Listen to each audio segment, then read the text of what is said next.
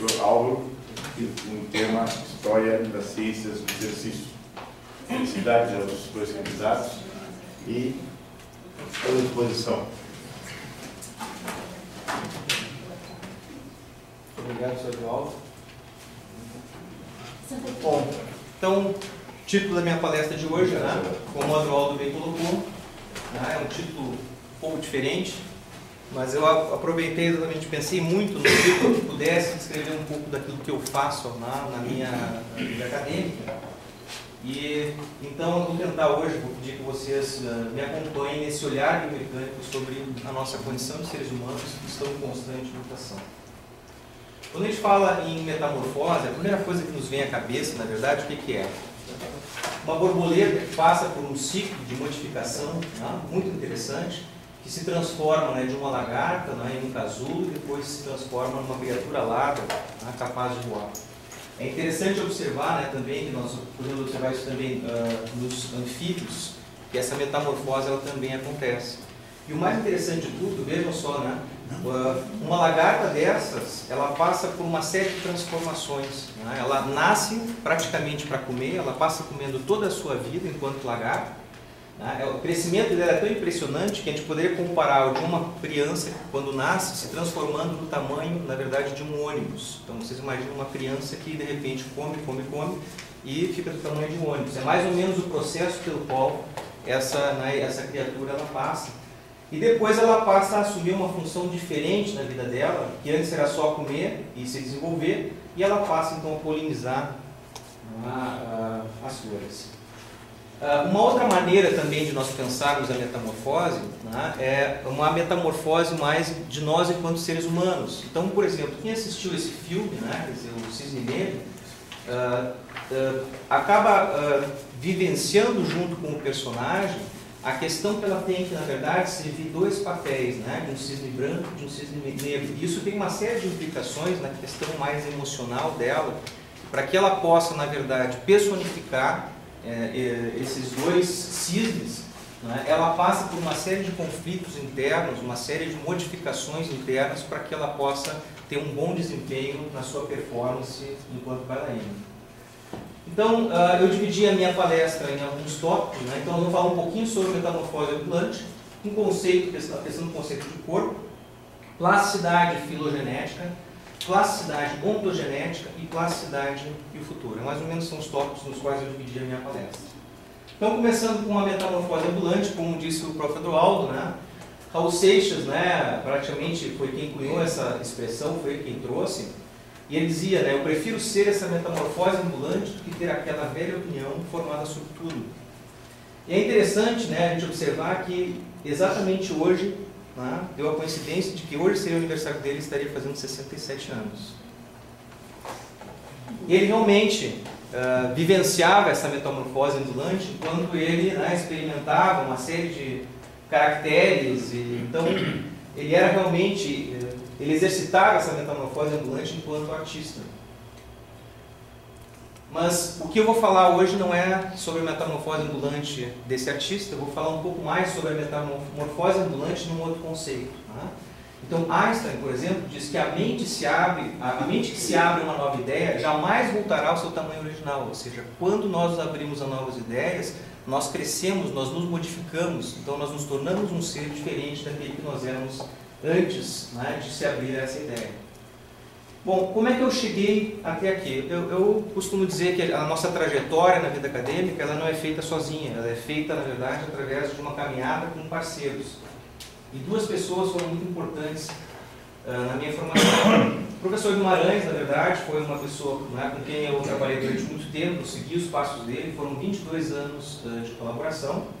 E o professor Walter Herzog, na verdade, é uma pessoa com quem eu ainda continuo colaborando, e são atualmente 20 anos de colaboração.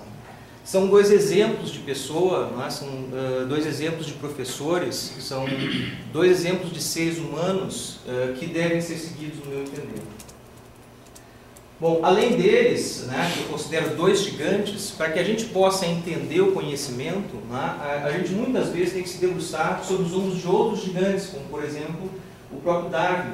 E Darwin diz o seguinte, tem sido uma amarga penitência para mim digerir a conclusão de que essa corrida é para os fortes e que eu provavelmente farei pouco mais do que me contentar em admirar os avanços que outros obtiveram na ciência. Então ele teve a humildade de ver que, na verdade, ele se sentia ainda, né, muito limitado em relação àquilo que ele poderia fazer como cientista, e, no entanto, ele foi talvez um dos cientistas que mais mudou, né, alterou o campo da ciência na história da humanidade. Bom, para que a gente possa entender a metamorfose ambulante, a gente teria que partir de um conceito de corpo. Né? E quando a gente fala em conceito de corpo, Einstein diz o seguinte: é mais importante que a imaginação é mais importante que a ciência, porque a ciência é limitada, ao passo que a imaginação ela abrange o mundo inteiro, então ela é ilimitada. Então, entender essa questão do corpo é entender que nós não somos um mero corpo físico, né? Nós somos um ser que transcende esse corpo físico, então nós somos, na verdade, seres ilimitados. Então, esse conceito ele é importante. Quando a gente fala em corpo e corporeidade, né, existe claramente um dualismo entre o conceito, né, cartesiano do que é corpo e mente. Né?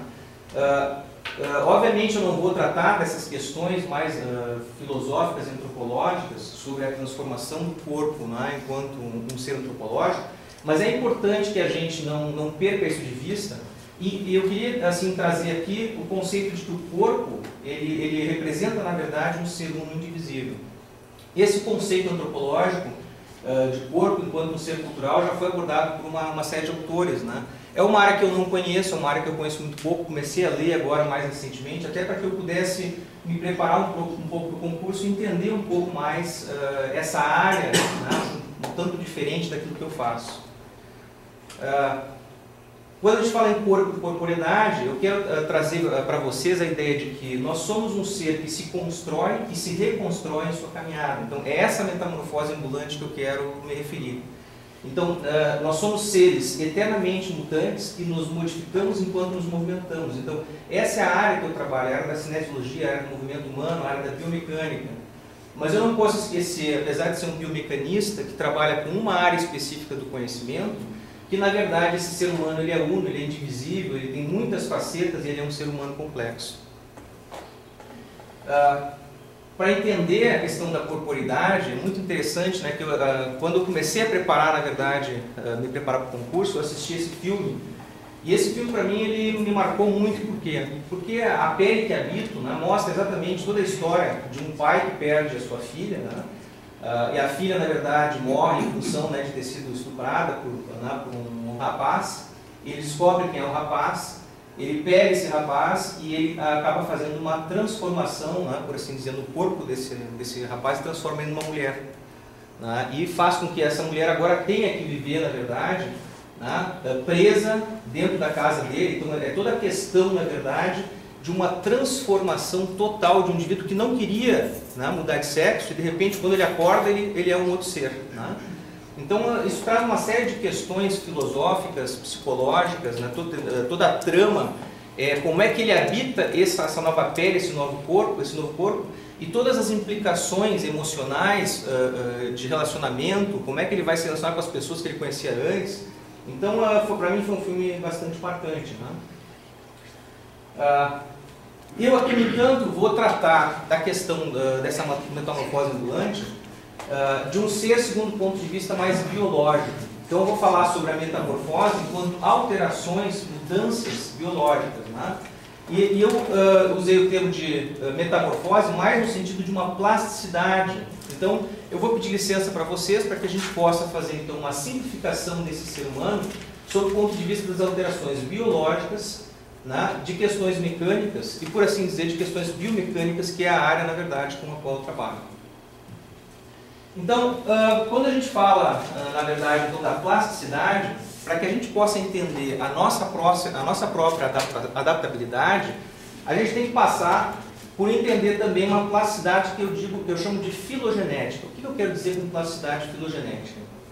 Segundo Darwin, existem 4 fatores que causam a evolução, né? Foi isso que ele propôs na teoria dele.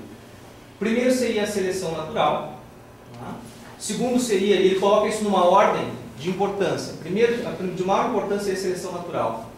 A segunda seria a herança das características adquiridas devido ao uso ou desuso de órgãos. Então, veja que ele traz a questão de que se nós utilizarmos de uma maneira o corpo, né, eu vou mudar e ele vai então evoluir para uma direção em função do uso. Depois ele coloca o terceiro ponto, que seria a herança de características adquiridas devido a efeitos diretos do ambiente. Então, como se o ambiente ele pudesse efetivamente mudar a nossa herança genética. Tá? E depois ele coloca por último variações recorrentes súbitas em indivíduos, né, que também poderiam ser chamadas de mutações. Bom, a ciência já demonstrou, anos mais tarde, que essa segunda característica que ele coloca da evolução não se aplica, ou seja, nós, na verdade, não evoluímos em função de características adquiridas devido ao uso ou desuso de determinados órgãos.